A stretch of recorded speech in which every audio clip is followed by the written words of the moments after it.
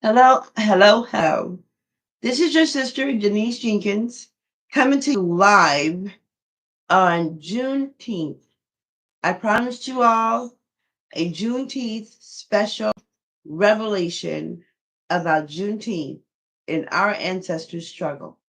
I'm going to begin this podcast with a prayer. So here we go. Our Father, who art in heaven, hallowed be thy name, thy kingdom come.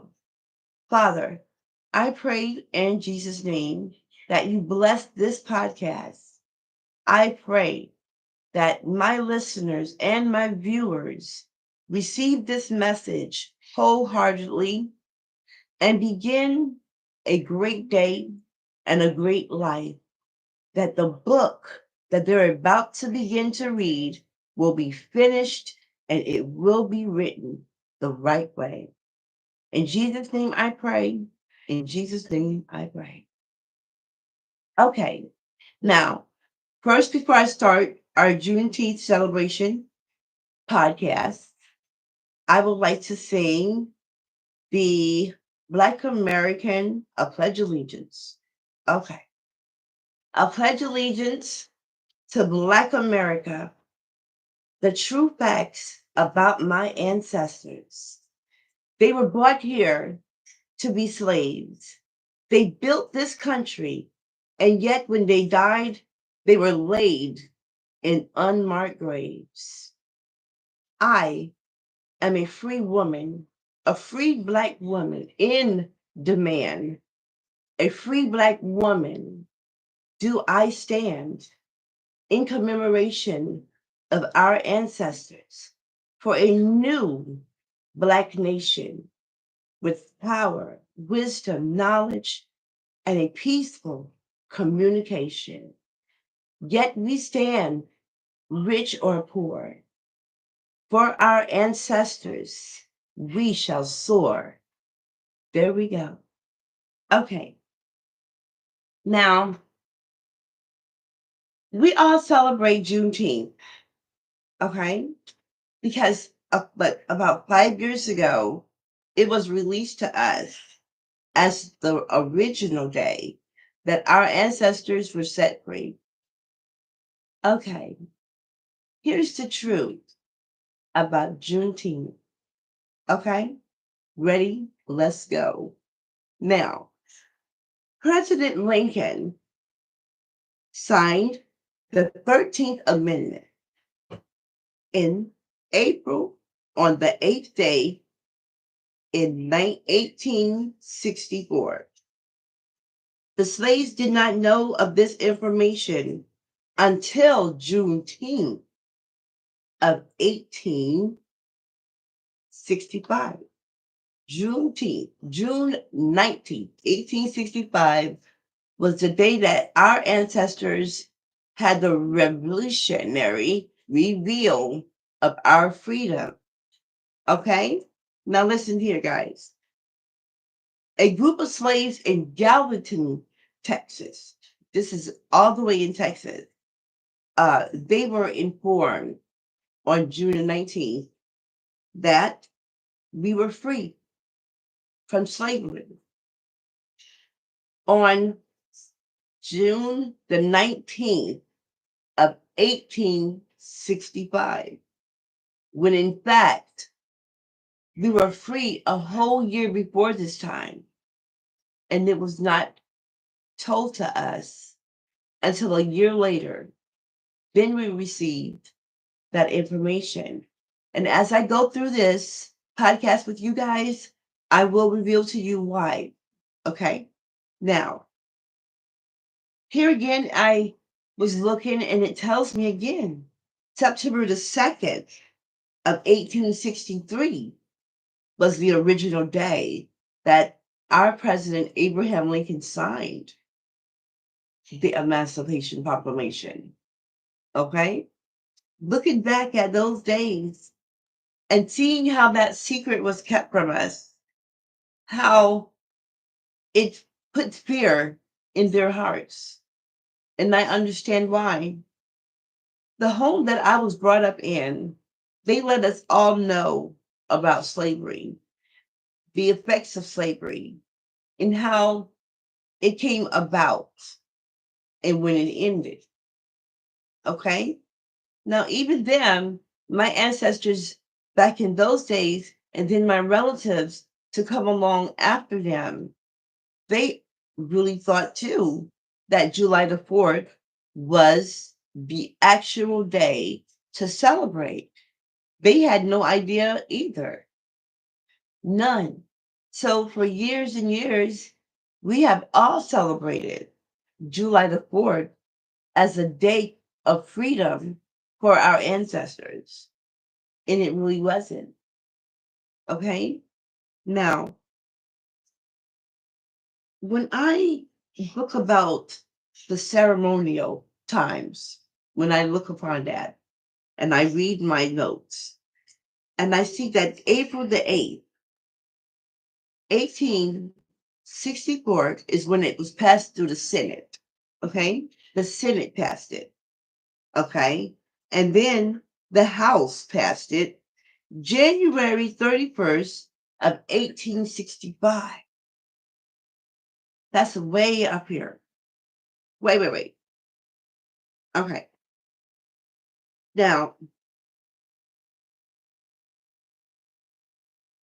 my president, Abraham Lincoln, as I do know, was half black and half white. He was the son of a slave woman and a white master, slave master. And that was hidden because back in those days, if you were half black and half white, a lot of our ancestors passed for white. They went on ahead and claimed the white heritage because they knew that they would be treated better. There would be no damages to them. They'll be treated fairly. And they were until they started to notice how they tan in the summer and how they brighten back up in the winter. That's something, huh? I bet you. Which was something I think to be feared because when you tell a lie, it comes out as deception. So if they were found out, they would be punished. So they kept it going and going and going. And I do understand now. I really do. Um, Here, the Great Divide came in of white America when some whites, they wanted us to be free. They had passion for us. Some whites did not want us to be free because they knew that that would be a loss of wealth and power. So, in other words, they were narcissists. You know, a narcissist want to control you, your every move, your thoughts. They want to make sure that they can keep you confined in one place. So, in my opinion, white America in those days were narcissists. Yes, some of them. And one in particular is John Booth. Now, John Booth assassinated President Lincoln at the opera while President Lincoln sat there with his wife watching the opera as John Booth crept inside and assassinated President Lincoln because he signed the Emancipation Proclamation to free slaves. John Booth, he was born May 10th of 1857, a long time away. So all his entire life, he believed that slavery was right. His whole life, because that's what he saw. He even wrote a memoir about slavery. Okay? And in his memoir, he believed and he said that America was built for the white man, not the black man. He believed that slavery was a blessing for the African slaves. He said that it was a blessing for us to be in a land where we were enlightened and to learn a different culture from what we were used to in Africa. This was a strong belief not only to John Wilkes Booth, but to a lot of white people in that day, a lot of them. And there was one in particular. His name was John Brown. Okay. Now, John Brown, he had a fear, a really big fear. And he believed that the African slaves would rise up against them and kill them because of all the pain and suffering that our ancestors suffered. So he orchestrated a mob of racist white men along with himself to make a raid on the government in Virginia. Now, he did this in belief that we, our ancestors, will rise up and take them all. Now, in those days, like I told you, white America was divided. We had Quakers. They hid us. They took care of us. From the tallest to the smallest slave, they made preparations for us to hide in their homes. Now, when they learned of this, it was a terrible day for them because they would be killed in the same fashion that the African black slaves were killed in. And if a black slave returned with this information and told them, their life was not spared. It was still taken from them. They were still killed. And they had all of the information about our whereabouts, who our helpers were, and where we were headed. Now, as I look upon my history, and I could see the evil that was in the world during that time. And I can see where they thought that slavery would never end. And the mistake that they made was to make more Black people thinking that this situation would last forever for us. And it didn't. It was over. And the divide of white America was very dangerous, very deadly, a very stressful time to be alive, no matter what race you were. It was stressful. Now, when John Booth broke into the armory in Harris Ferry, Virginia, he had intentions of getting that armory and killing as many African Americans as he can. But thank God he did not complete his mission. He was caught and he was hanged. And John Wilkes Booth was right there to watch it. And even though John Wilkes Booth knew that John Brown was seriously wrong for what he was doing, he still admired this man because he was willing to die for what he stood for. And we, our ancestors, died too for what they stood for, what they believed in. They died. They felt freedom will come in death or freedom away from the plantation. So when they sing songs like Down by the Riverside, those were maps for us. They were maps to lead them to the riverside because at that riverside, they were either going to live and make it through and be free, or they will die there and be free and go straight to heaven. I love the history of our people,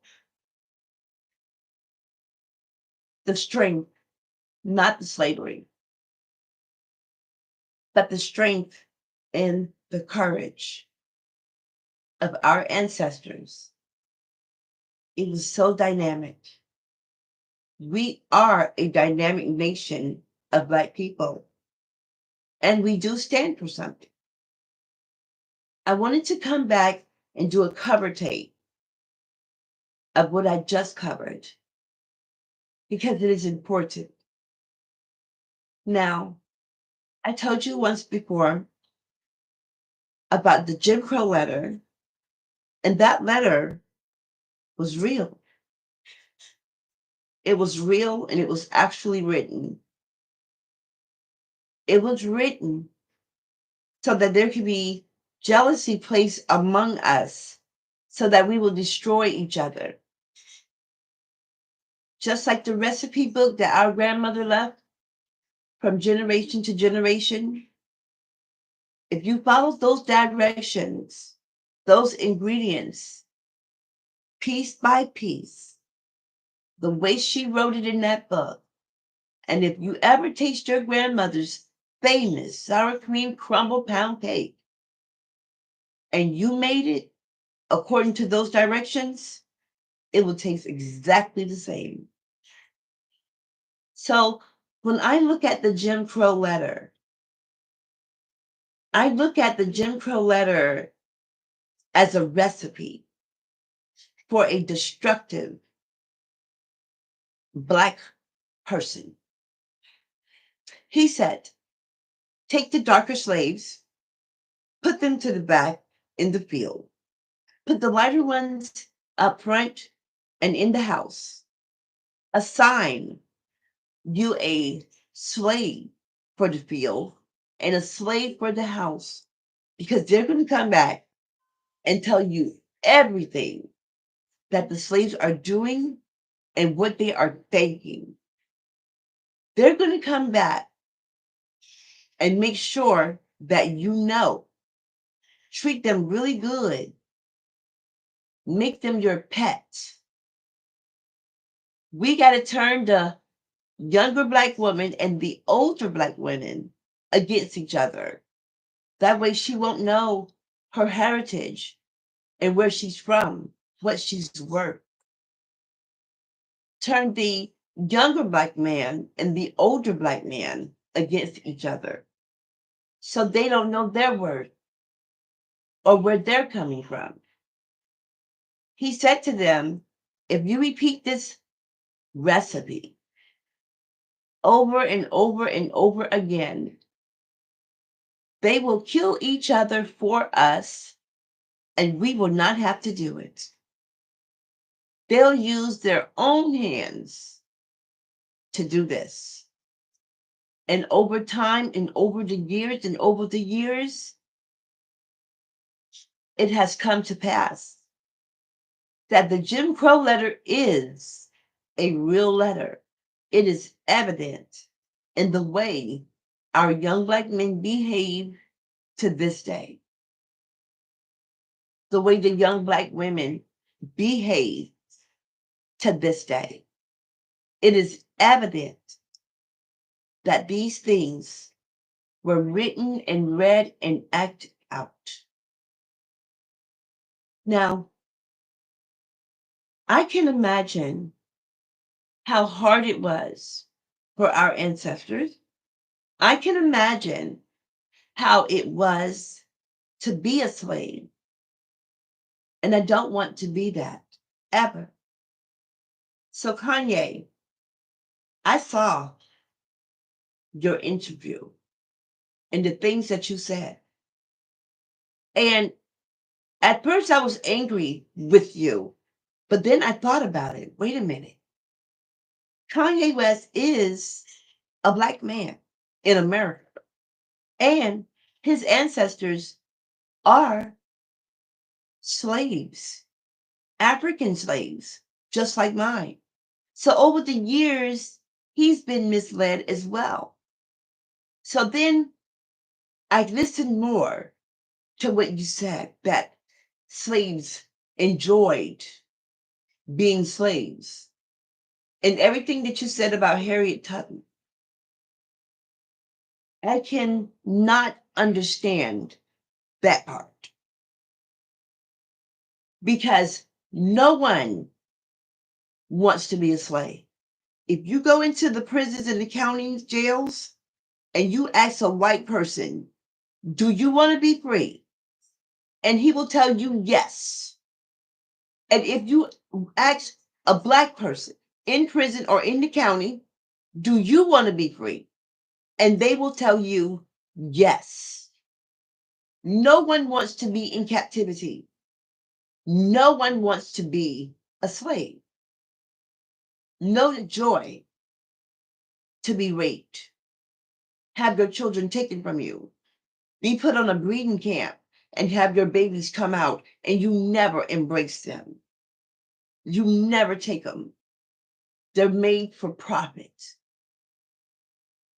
So, Kanye, I do not like the interview and the things that you said about our ancestors, because our ancestors, yours and mine, were slaves, brought here against their will. Now, my forefathers, Martin Luther King, Malcolm X, Muhammad Ali, and Everett,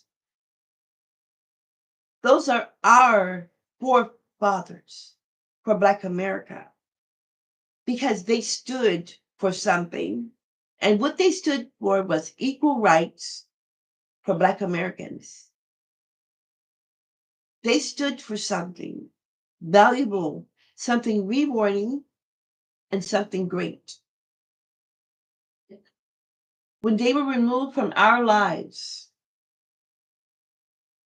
the people became lost. And that's when words such as savage, animals were brought about. When we were set free, our ancestors, they went down. They did it. They owned stores. They owned communities. There were teachers there in the community. And we did great things, but still was accused for doing bad things. Now, I don't know who your history teacher was, but my history teacher, my mother, told us everything except the Juneteenth because she celebrated the 4th of July. 5 years ago, Juneteenth came to us. So that is a commemoration day.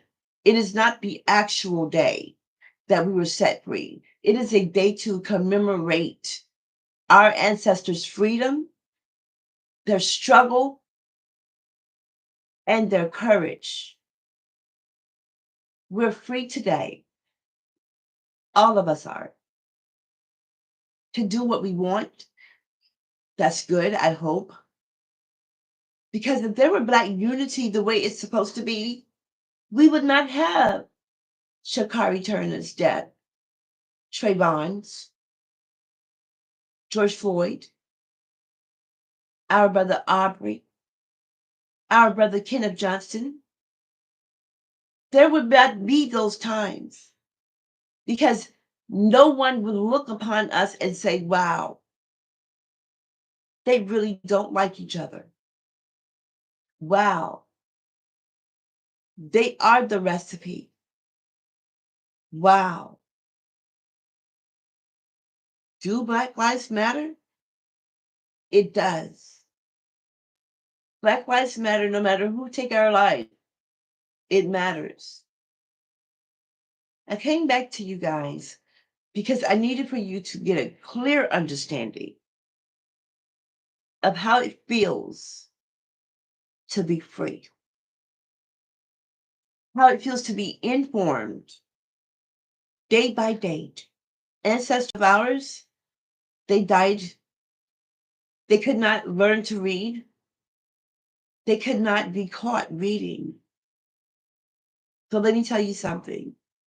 The Lord has a clever way of raising up the underdog, because when the slave master's little white daughter with her beautiful self was in the house, and then he would bring her a little black slave to play with like she was a doll baby. In actuality, this doll baby is her sister, but she's not knowledgeable that she has something to play with, not someone, something, a pet. And what do people teach their pets? Little tricks, how to go to the bathroom, all those things. So guess what the little white girls taught the little black slave girls? How to read, how to play a piano, how to dress, how to do her sit down etiquettes is what she taught. So black women knew how to read. They did not know how we knew, the slave women knew, but they knew how to read and play a piano, how to sort through colors, because it was taught to us. Now that is a blessing in disguise, is what I call it. A blessing in disguise. She was taught. So when they got older, at a certain age, they would have to go out in the field and work. And they were allowed to marry. And when they married, they taught their husbands how to read, their children how to read. And everything was all well. And then we started to run and escape, get away with the knowledge that we could read. When I saw the movie 12 Years a Slave, it was a true story. I often wonder how many true stories that we don't know about our ancestors. Well, that one is one. That Juneteenth is not the original day that we were freed. It was the day that we were informed. And I can imagine how many Black people died in between that year. You know, it was a whole year. And I can imagine how many of our ancestors died for just simple things.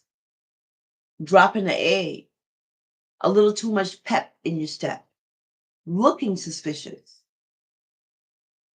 They tried to kill as many of us as they could, but we still reign, and we're still here, and we're still doing it. Now, this is a recap because I believe in correcting things. I'm not going to erase the other one either. I'm going to keep it there because I had to come back because I was not finished. But I did not want to keep you all online. But this is what I want you to know. As I sit and reminisce about a long time ago when Black people couldn't go to the corner store, we all stood together because we all lacked. We all had that big fat monkey on our backs. Know this, know that. Step back if you were Black. Then Martin Luther King came and changed all that. But it seems like over time, Black folks have lost their minds. Then hatred slid on in and brought Black on Black crime. Oh, I'm ashamed to say, yes, even here today, Dr. King lost his life for us to act this way. We treat each other bad. We make each other mad. We will kill each other dead simply over what someone said. How will we ever change if we remain the same? We are letting our prize drop. This here, we must stop. Stop black on black crime. Stop it. We have to end racism between our own, and we need to do that. Uplift each other today. Today is a commemoration of the struggles of our ancestors who were brought here to be slaves, who built this country and lay now in unmarked graves. This city, this town, this world to me owe us a lot. So educate yourselves, educate your children. And yes, we do need that Black History class. Please like my podcast, subscribe to my podcast, and give me your comments. I'd love to hear from you guys. You're my audience. You're people like me. Take care. Have a good one. And may peace and love be unto you all day today and for the rest of your life. May surely goodness and mercy be with you.